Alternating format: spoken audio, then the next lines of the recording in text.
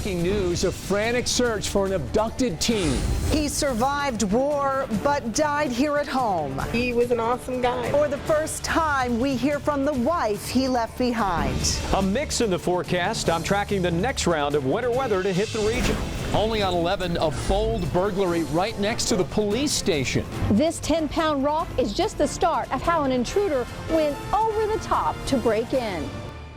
Live, local, late breaking. Channel 11 News starts with breaking news.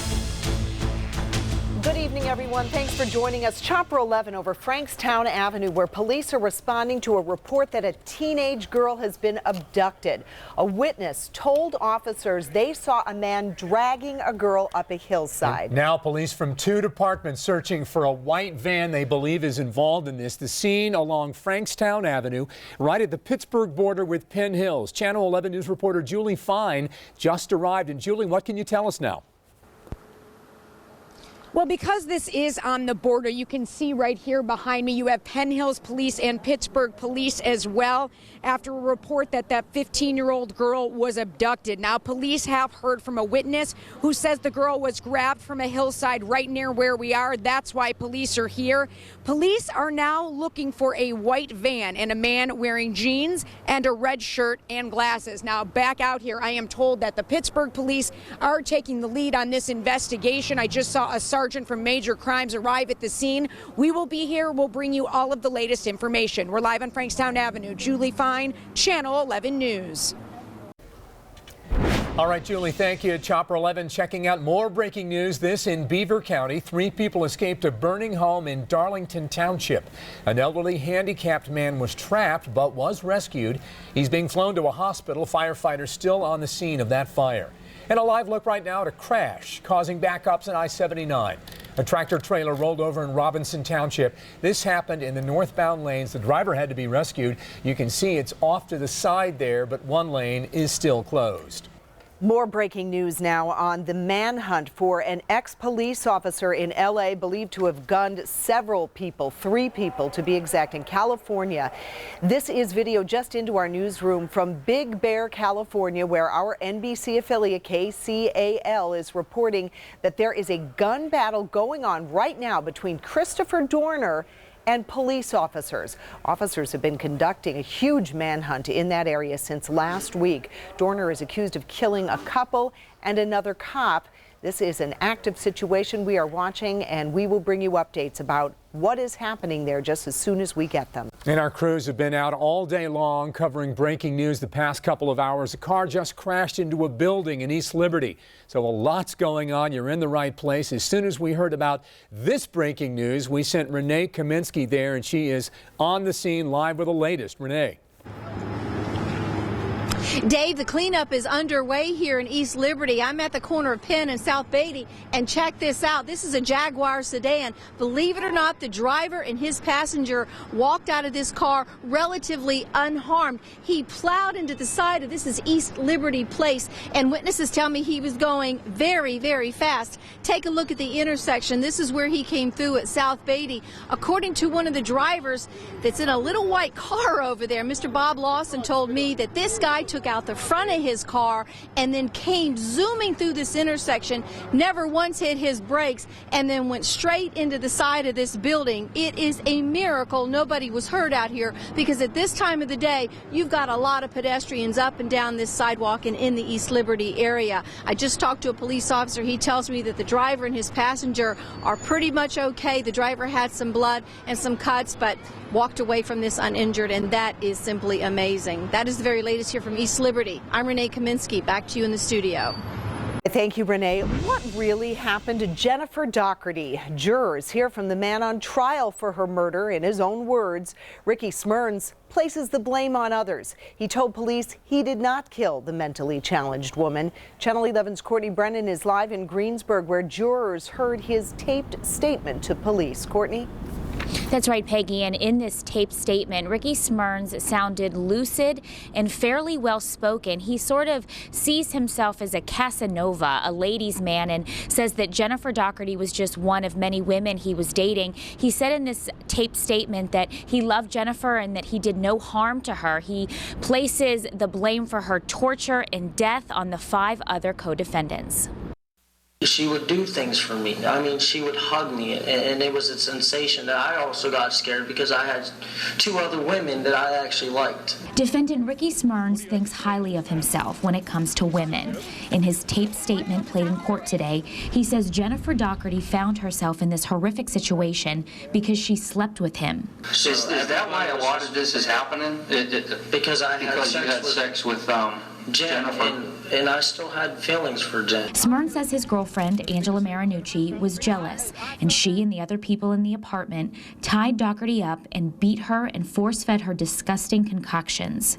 And I'm sitting there crying. You know, I couldn't show my tears, but I'm crying inside over her body like, oh my God, you know what I mean? Even though he was allegedly upset over what was happening, Smyrns says he didn't help Doherty because he was scared of Melvin Knight. I didn't stab her.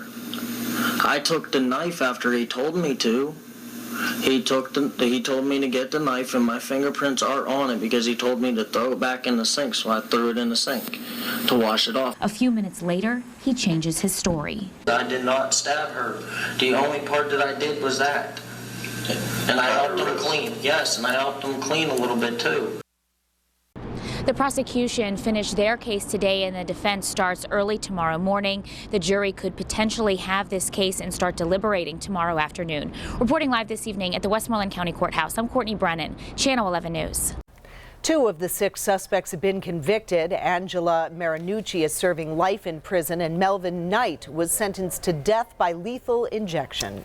Now a check on the weather, and we have the latest with our severe Weather Team 11 coverage. We're bracing for more winter weather, rain and snow in the forecast. Chief Meteorologist Stephen Cropper here with the latest for us. Stephen? We get glimpses of sunshine and then another one comes in, and that's what's happening tomorrow. Let me show you the latest satellite and radar, and you're looking at cloud cover basically moving in from the north and kind of sliding through the area. We've really enjoyed an afternoon of sunshine, but the latest radar big picture look shows a lot of moisture down in the south.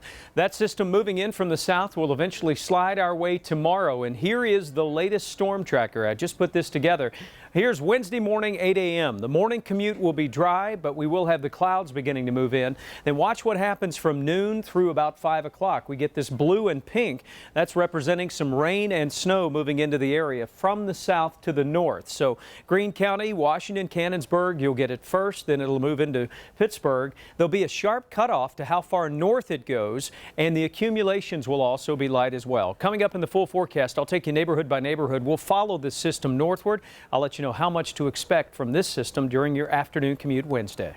See you then, Stephen. Thanks very much. Well, he survived 2 tours of duty in Iraq, but a local veteran died in a tragic helicopter crash while shooting a reality TV show out in California. Michael Donatelli's family's devastated. His wife talked with Channel 11's Kara Sapida about this shocking loss. Kara? This man's family is so proud of him. He was a highly decorated veteran, extremely skilled in special operations. His wife told me it is so hard to believe that he survived war only to die shooting a reality TV show. He adored this country. Master Sergeant Michael Donatelli can easily be called a local hero here in Indiana County. He spent 23 years as a Green Beret Ranger in Special Forces, serving in Iraq and Afghanistan. His family always praying for his safe return. His mom was telling me the other day that she was worried every time the doorbell rang that they were going to come and tell her, you know, something happened to Michael. Today I sat down with his wife Gigi, who said Michael always made it back home to her and their children. My husband was the best thing God ever put on this earth. And we have 5 kids, and he loved them all. Until this last trip, Michael was chosen for a new reality TV show on the Discovery Channel and was filming early in the morning on Sunday when his helicopter went down in California. And my 3-year-old Dominic was his pride and joy, and Dominic's obsessed with his dad. And as a matter of fact, he packed a suitcase today and said he's going to California with his dad. all 3 people on board died. Today, Michael's father proudly showed me photos of his son, who was a popular boxer growing up, a bodyguard. This was in Iraq. And a highly decorated Green Beret Ranger in Special Forces. He survived all that to come home and die in a dumb helicopter crash. He was doing something he liked and, what he wanted to do, so, we're comforted in that. Now, the FAA is investigating. They have not said what caused this crash. The Discovery Channel released a statement saying they are cooperating fully with authorities. Their thoughts and prayers go out to the families. Michael was 45 years old. Reporting live tonight, I'm Kara Sapaida, Channel 11 News. So sad. All right, Kara, thank you. Well, police say a driver was likely drunk and speeding when he crossed the center line, hit another car in Lincoln Place. That car went up in flames after the crash on Mifflin Road late last night, killing 58-year-old Daniel Wolowski. His wife was critically hurt. The couple's daughter tells us they had just gotten off of work and were headed home. The man in the other car, who police believe may have caused this accident, was also taken to a hospital. His name has not been released. New details on a deadly hit-and-run accident in Point Breeze. The driver in the case has made a plea deal. 46-year-old James Price was thrown from his bike and killed after being hit by the car on Penn Avenue in July. Prosecutors say Jeff McClure sped from the scene. He pleaded guilty to 2 charges this morning, and he was sentenced to up to 5 years in prison. The victim's mother talked with Channel 11's Alan Jennings. What she's saying about this plea deal, that's new at 6. Investigators are looking into what started flames at a garage owned by a fire restoration company. Firefighters were called to Mater's Fire Repair on Phelan Way around 11:30 this morning. When a Channel 11 News photographer pulled up, smoke was billowing from the garage, but the fire was under control. No word on what started it. Defense attorneys expected to take a closer look at the report from Joe Paterno's family in the Louis Freeh investigation. In his report, the former director of the FBI concluded that Paterno, former Penn State leaders Tim Curley, Gary Schultz, and Graham Spanier covered up the child sex abuse allegations against Jerry Sandusky. The analysis released Sunday by Paterno's family called Freeh's report flawed and resulted in a rush to judgment. Curley, Schultz, and Spanier all face criminal charges. In the meantime, another Penn State trustee is urging a close look at the Paterno family's critique. Trustee Ryan McCombie said in a statement that the findings should give pause to closing the book and moving on from the scandal. Freeh has stood by his conclusions. A Somerset County woman has pleaded guilty to stealing $4,000 from a Vietnam veterans organization. Lori Sue Fisher, who served as bookkeeper for the Vietnam Veterans of America chapter in Somerset Township, was an Air Force veteran herself. According to the Somerset Daily American, the money was stolen from an account used to help families during illness. He told police he was thirsty, so he went for a beer. Well, the trouble is, the bar was closed. The quick arrest, that's coming up. And temperatures above freezing now, 41 in Pittsburgh. Temperatures also around 40 as you travel north. Talking about some rain and snow in the forecast. I'm putting the finishing touches on the latest storm tracker. I'll have that for you coming up. This is my bread. I feed my family with that. His store sits right next to the police station, but that didn't stop a desperate crook. The video showing an unbelievable smash and grab. Next.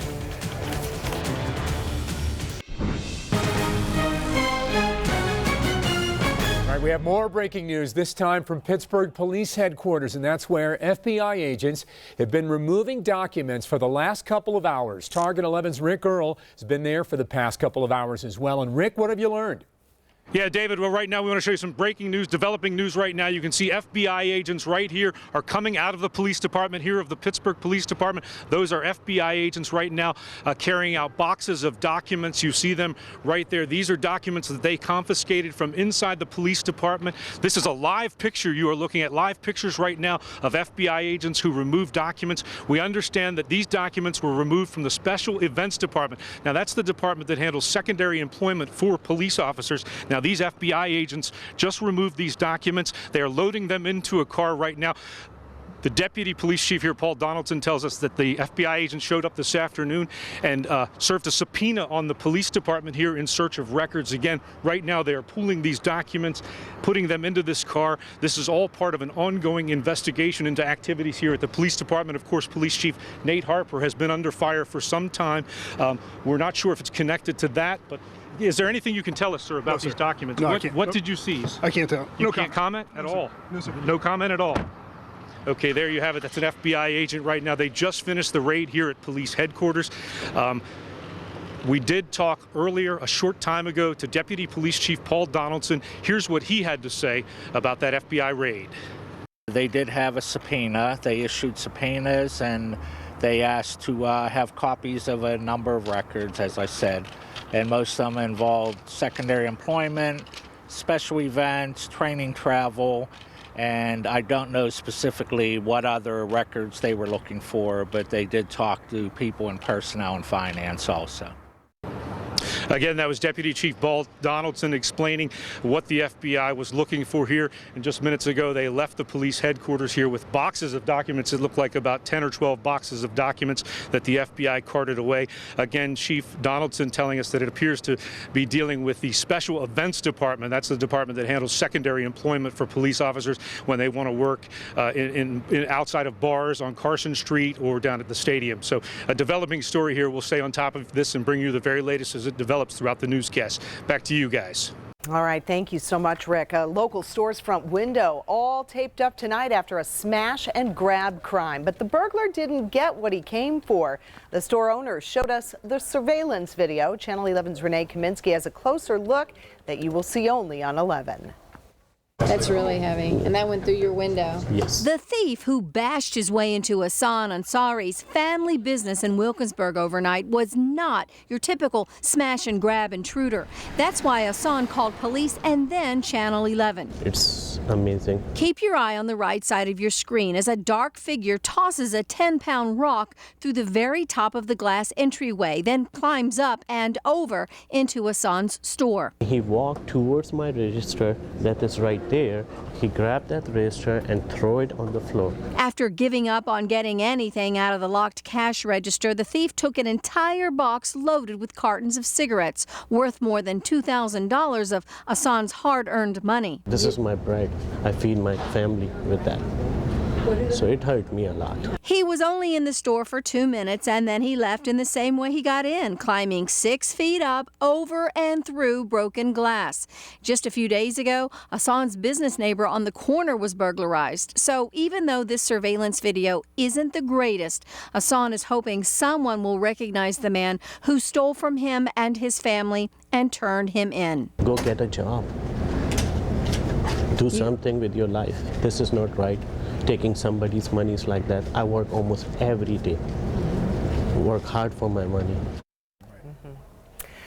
We were just saying that it made a lot of sense what he just said there. The police station happens to be right across the street, and Wilkinsburg police want to hear from anyone who may have information about this break-in. Your severe weather Team 11 forecast in high definition. Well, we're tracking some rain and snow showers moving back into the area. There could be a couple of isolated slick spots tomorrow, but I'll show you temperatures are going to warm up during the afternoon, which will play in our favor. We do keep a cold wintry forecast through Saturday, though, with more snow showers rolling in. All right, here's your Wednesday planner. We start the morning 7 a.m., 29, dry, though it will be mostly cloudy. Temperatures jump pretty quickly above freezing to noon, 37. We will see some rain and snow showers developing south to north, and I'll show you that on Storm Tracker again in a moment. And by 5 o'clock, all areas from Pittsburgh south expecting some rain and snow showers. Temperature, though, still during that afternoon commute expected to be above freezing. This is the latest Storm Tracker starting at 8 a.m. tomorrow morning. I just put it back together in the commercial break to show you the trend as we watch this system kind of give us a glancing blow from the south. Not a lot of moisture with it, and it's a quick mover, but there will be some rain and snow showers by noon, working into Cannonsburg, working through Jeanette, Irwin, Trafford, north Versailles, getting some rain and snow, and also working into Pittsburgh. Notice this sharp cutoff line to the north and to the west. So Butler not expecting any precip, and nor is Newcastle up towards Clarion County and Venango counties. The system moves through in about a 6 to 8 hour period. The trend for slick spots would be more likely tomorrow afternoon into tomorrow evening. Not a lot of moisture with it, as I mentioned. Maybe a 1/10 of an inch of snowfall around Pittsburgh, maybe a couple of inches as you get to Deep Creek, Lake Maryland. 28 tonight, partly cloudy, not as windy. Tomorrow, rain and snow developing after lunch. Isolated slick spots as we see the temperature fall from 39 down to 26 tomorrow night. We keep scattered snow showers on the picture through the forecast Thursday, Friday, and Saturday. High temperature Saturday 29, 27 under partly cloudy skies Sunday. Fire breaks out on a school bus, and it's captured on cell phone video. We're finding out about this fight and why it's the driver who is in big trouble tonight.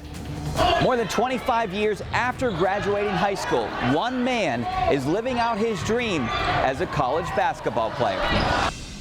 One man not letting his age stop him from living his dream of playing college basketball. Tonight, Channel 11's Rich Walsh introduces us to Brian Rice, a freshman on the Geneva basketball team. He's not the tallest, can't jump the highest, but one thing that separates Brian Rice from the rest of the Geneva basketball team, he's definitely the oldest, and it's not even close. I'm 43. 43 years old. What made you come back to college basketball? Just the love of the game. Rice graduated Newcastle High School before most of his teammates were even born in 1987. But instead of pursuing basketball then, he joined the Navy. I decided, no, let's do the military for 4 years and let's see where that takes us. So 4 years turns into how many? 24 and a half. The man they call chief around the court is living out a dream. Into the Geneva lineup, number 45, Brian Rice. My hope was that it would encourage others to know that you're not too old to pursue whatever your dream is. It may not be college basketball. It might be something as simple as going back to school and getting your GED. But whatever, it is that you have dreamt to do, it's never too late. Rice's story is more than just being a 43-year-old basketball player. He's a father figure, a mentor to his teammates that are half his age, on and off the basketball court. Every now and then I'll pull players to the side and say, hey, look, this, why don't you think about this, why don't you think about that? And I think the deliverance of it makes it the most, they're more receptive because I'm out there running with them. Rice will earn his degree in less than a year and is an inspiration to all. Hard work, there's no exception for hard work. If you work hard, things will pan out for you. At Geneva College, Rich Walsh, Channel 11 News. Boy, what a great story. I love that story. He's my hero, really. I'd love to play college basketball. It's been a crazy day in the newsroom here at Channel 11. We're following several breaking news stories right now. First, a reported abduction in Penn Hills. Police, we hear, are looking into reports that a 15-year-old was dragged into a van. Our Julie Fine is live where the investigation is happening right now. Plus, Rick Earl investigates some questionable use of your taxpayer dollars for private projects, an indoor sports facility, a sound stage, natural gas drilling. We ask if this is why we're broke. Live, local, late breaking. Channel 11 News starts with breaking news. A busy day of breaking news, and it starts with this new video. That's FBI and IRS agents removing boxes of evidence from Pittsburgh Police Headquarters late this afternoon, just a few minutes ago, in fact. The material they're removing is in connection with a grand jury investigation involving the police chief, Nate Harper. And check out this breaking news video from East Liberty. This just a short time ago, a driver careened out of control and into a building there. Now, amazingly, he and a passenger were relatively unhurt. Witnesses say the driver was speeding when he went through an intersection, hit a car, and then into that building. And we want to check on the situation in Robinson Township. PennDOT cameras show crews working to remove an overturned big rig on I-79. From Chopper 11, we can see what happened in the tricky S-bend area there. We're told the driver was alert, but did have to be rescued. And we're following reports a 15-year-old girl was abducted just a short time ago. Chopper 11 high over Penn Hill shortly after this report this afternoon. And from the ground, crews were out looking for a white van possibly involved in the abduction. Witnesses report seeing a girl being put in the back of a van. We have Channel 11's Julie Fine on the scene. Look for reports from the next half an hour from her right there. Now, new at 5:30, a tavern targeted. And the thief who police caught red-handed wasn't after money. Our Shelby Zaratny explains. James O'Hanlon may be parched, but thirst didn't give him the right to break into the Castle Tavern on Library Road. Now he's facing charges. It started when the alarm to police came in at 9 this morning. Castle Shannon officers went to check it out. We can't underscore enough the fact that we're happy that their business was alarmed. There they found a broken window on the south side of the building and sent their canine to find out who or what was inside. Just at that moment, a motion sensor went off in the tavern's dining room. Believing their suspect was still inside, officers set up a perimeter, and just after 9, their suspect came out of the building. Police arrested O'Hanlon. As long as he would have paid for the beer, he could have had a beer when we were open. The tavern opens at 11. Police believe O'Hanlon grabbed a metal bar and busted through the window that way in order to pop open that beer. He faces a number of charges, including burglary and theft. Live in Castle Shannon, Shelby Zaratny, Channel 11 News.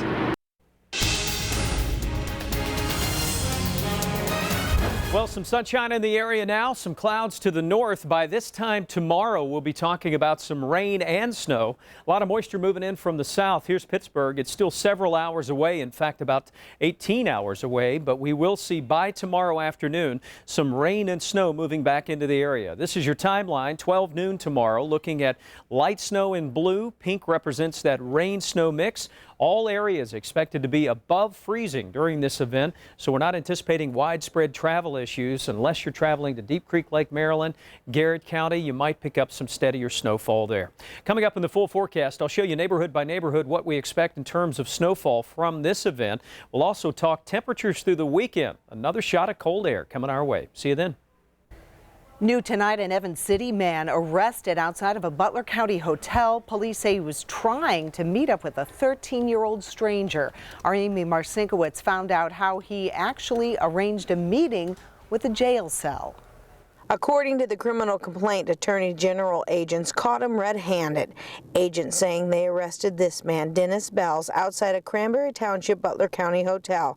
Officials say this was the meeting place for Bells and a 13-year-old girl. Problem is, the person the suspect was talking to over the internet was no girl at all, but a special agent with the Child Predator Unit.